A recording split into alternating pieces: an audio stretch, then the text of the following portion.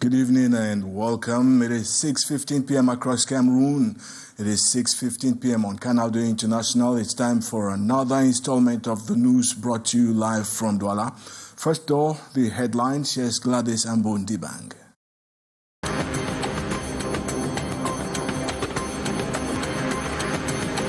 In an unfathomable act of disrespect, the final resting place of Cameroon's national hero, Ernest Wandi, has been viciously desecrated in Bafoussam. Graffiti, debris, and signs of violence now stain what should have been a peaceful sanctuary, igniting a wave of fury across the nation and especially within the ranks of members of the UPC party. This year's International Women's Day is now history, away from the commemorative activities and characteristic fanfare. Traders specializing in the sale of the special fabric for the day are scratching their heads in contemplation. They say they are stuck with unsold stocks of the cloth after higher prices discourage buyers this year. And beyond Cameroon, Mark Carney, Canada's newly elected Prime Minister, has vowed that the nation will never ever become part of the United States. Carney, in a fiery speech, rejected United States President Trump's claim of Canada becoming the 51st state and pledged victory in the ongoing trade standoff with the United States. That was a summary of tonight's top stories. Now stay tuned for developments in a moment.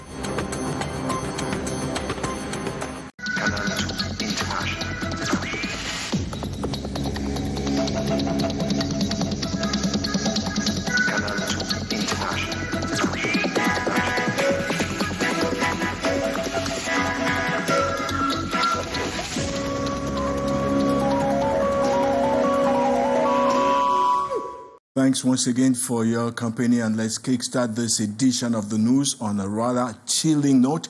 And that's because in a shocking act of disrespect, the tomb of one of Cameroon's national heroes, Ernest Wandi, has been brutally vandalized in Bafoussam in the country's west region.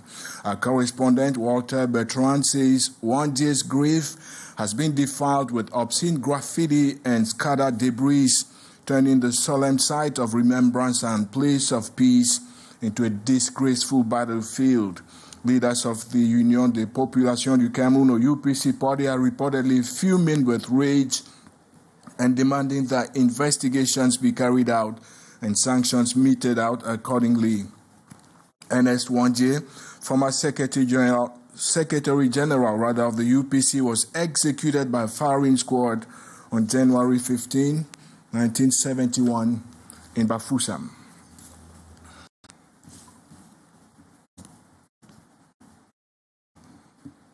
Now let's take you over to Yokadouma. That's a locality in the eastern parts of Cameroon.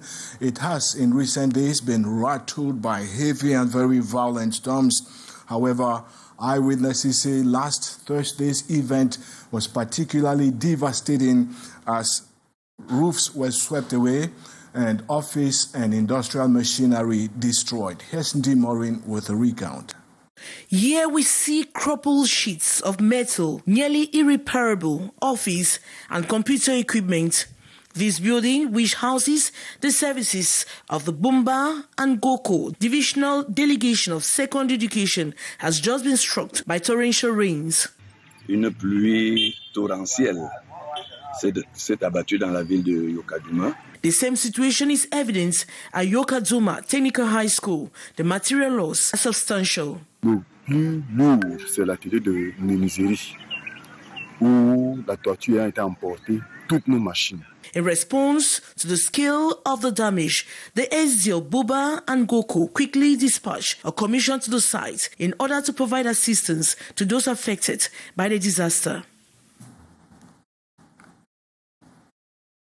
And Cameroon joined 56 other countries today to commemorate the 2025 edition of the Commonwealth Day under the theme Together We Strive. The celebration provided occasion to highlight Cameroon's contributions to shared principles and the values of that organization. Here's Ate Bonaventure reporting from Yaoundé.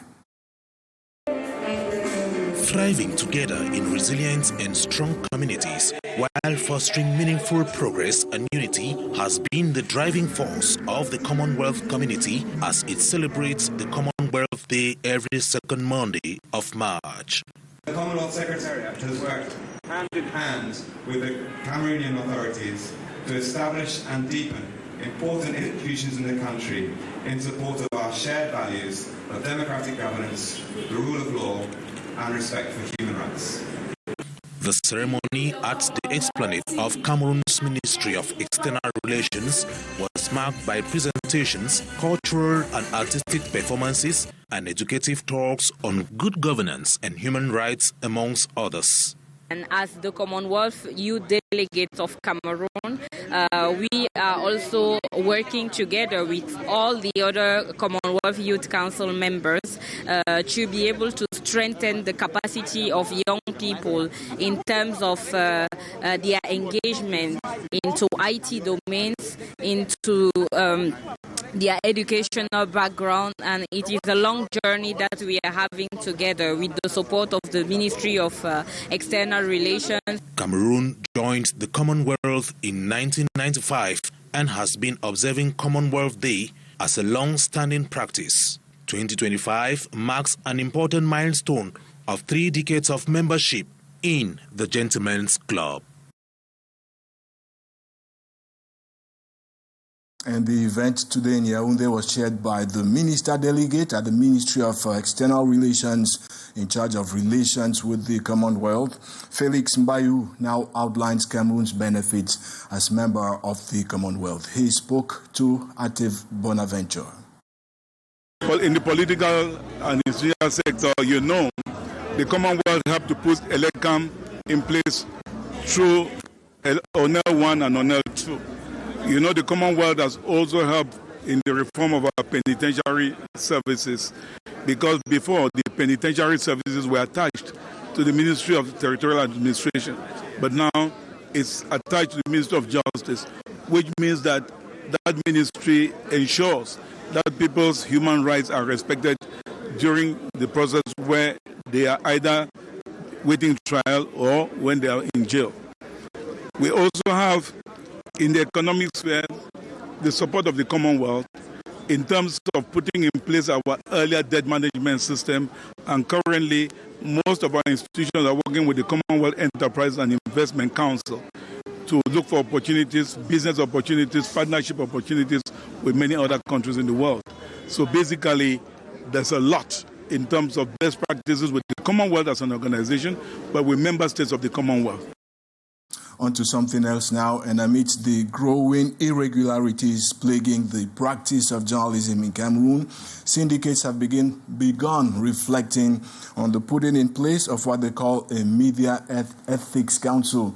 The project in that light was presented earlier today in Yaoundé by the National Union of Journalists in collaboration with the International Federation of Journalists. Chair Hyacinth was there and now reports. Present in this hall are media executives, members of the National Union of Journalists of Cameroon, chaired by its national president, and high-ranking officials of the International Federation of Journalists. All these professionals gathered by a common goal, the creation in Cameroon of the Media Ethics Council. I think it has been a shame, a real shame, that a journalism practicing country like Cameroon has so far functioned without a code of deontology, has so far functioned without a national press card, which gives credibility to the practice of journalism. And I think that the project which we're deliberating on is a project of hope for journalists in Cameroon. An initiative which will certainly improve the practice of journalism in Cameroon, just like the revival of the Press Card Issuance Commission, is of paramount importance. Partners such as CFI and IFG are providing their expertise for the realization of this salutary project. Il est pour vous, journalistes camerounais, pour que vous puissiez obtenir enfin votre carte professionnelle, d'identité professionnelle. Vous avez une année cruciale d'un point de vue politique. Et tous et toutes, vous allez avoir besoin de cette carte de presse. Donc il faut la relancer le plus vite possible. Et de la même façon, de façon paritaire. Il n'est pas acceptable aujourd'hui qu'un grand pays comme le Cameroun, en Afrique centrale, en Afrique, n'ait pas une carte de presse. With the establishment of self-regulatory body, peers will be able to identify ethical and moral deviations and impose adequate sanctions with more authority. This is coming at a time the noble profession has been invaded by some individuals who on a daily basis disregard the ethics and deontology. If you're just tuning in, this is the 6:15 p.m. news on Canal International. We're broadcasting live from Douala. And so this year's International Women's Day has come and gone, leaving behind multi-form memories. For vendors of the day's commemorative fabric, however, it is all regrets. They say higher prices this year discouraged buyers, leaving them now stuck with bales of unsold stocks. Gladys Sambondibang went visiting the Central Market in Douala. She came back with this. At the Douala Central Market, shelves are still lined with unsold Women's Day fabric 2 days after the celebrations. Vendors expressed concern over sluggish sales, blaming the high cost of both the fabric and the finished garments. Many had anticipated a drop in demand and bought smaller stocks, but even those are proving difficult to sell. This year's Women's Day fabric in Cameroon was expensive. We bought 6 yards for 15,000 CFA francs. Many women couldn't afford it, which is why some sewn garments are still in the market. After the celebrations, we can no longer sell them at the same price. We are forced to lower the prices from 8,000 CFA francs per sewn garment. We now sell them for between 5,000 and 6,000 francs CFA. Another seller explains the cautious approach taken this year to avoid losses. I bought only a few loincloths to sell, fearing that the high prices would discourage buyers, just like in previous years. Now I have less than 10 left in stock, and I am hopeful I will sell them even at a cheaper rate. While vendors scramble to clear their stock, some buyers are now returning to the market, hoping to take advantage of the post-celebration price drops. To the close of the Women's Day, the fabric was expensive. We came here hoping the prices would drop, but they haven't changed much. Vendors believe those from the diaspora will save them. The price has only slightly decreased from 15,000 francs CFA to 12,500 francs CFA for 6 yards. I came with 10,000 CFA francs and I am hopeful I can still get one. With vendors keen to recover their investments and buyers searching for bargains, the question remains, will the remaining stock eventually sell out, or will traders be left with losses? And still on the heels of this year's International Women's Day, human rights defender and peace crusader Nico Halle, that's barrister Nico Halle, is calling for a fundamental shift in how women are treated. He says it is time women earn the respect they deserve to enable them come out of their shells and contribute to transforming society. Dee Maureen was there and came back with this. Renowned lawyer and peace crusader Tumfo barrister Nico Halle asserts that it is high time women earn the respect they deserve. Putting those responsibilities that accrue to your being a woman now. You know, you don't celebrate by being inordinate, voting, and wanting what some other unnecessary rights to be given you. You know, you don't celebrate by having an unbridled quest for relevance and recognition. Women, it is not a favor to join the women in the celebration of their, National Day. With over 35 years of experience in defending human rights, barrister Nico Halle has been a vocal advocate for women's rights, stressing that they deserve the same respect and dignity as men. women are more focused, more determined, and more devoted. I will even say more dependable and honest than men. If you see any structure where you have women, and I've always said of every 10 women, you might have 1 or 2 dishonest ones, those that you cannot trust, who are into decadence.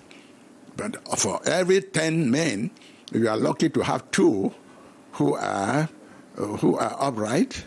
He highlighted the importance of empowering women, emphasizing that women have a potential to greatly upgrade society if they are given leadership positions and their voices heard in parliament. We should reinforce, allow them play their role. It's not a favor for a woman to be given any post anywhere in this nation. Look at the Constitution. The Constitution does not, distinguish between men and women or male and female gender. It does not. Barrister. Thanks once again for staying on with us. Command of the Littoral Gendarmerie Legion has changed hands. Remember, it is headquartered in Douala. At a colorful event earlier today at the 2nd Interim Military Region, Colonel Jean-Pierre Otulu succeeded Colonel Pierre-Aimé Bikele, who had led the unit for 5 long years. Jim Morin once again. A change of command ceremony was held at the 2nd Inter-Armed Military Region in Douala, Cameroon, marking the official handover of authority to Colonel Jean-Pierre Otulu as a new commander of the Coastal Gendarmerie Legion. Colonel Otulu succeeds Colonel Pierre-Aimé Bikele, who had led the Legion for 5 years. Je vous déclare installé dans vos nouvelles fonctions de commandant de la Légion de Gendarmerie de Littoral. The ceremony presided over by General Divine Ekongwese, commander of the 2nd Gendarmerie Region, focused on the security challenges facing the region. Colonel Otulu, 55, was appointed by presidential decree on February 15. He expressed his commitment to working closely with his team and the local population to tackle these issues. Dans le cadre de la police de la gendarmerie de proximité, nous allons faire beaucoup de bonnes choses ensemble. The event was attended by various military officers, generals, administrative and judicial authorities, as well as traditional leaders. The ceremony included a military parade and celebrations marking the official start of Colonel Otulu's tenure. Beyond Cameroon now quickly and to Canada, where Mark Carney, that's the man set to succeed Justin Trudeau as Canada's next Prime Minister, has vowed his country will never, ever become a part of the United States. In his first public speech as he prepares to take office, Carney strongly rejected Donald Trump's suggestion that Canada could become the 51st American state. Elsewhere, Carney also stated that Canada will win the ongoing trade war with the U.S. despite Trump's tariffs.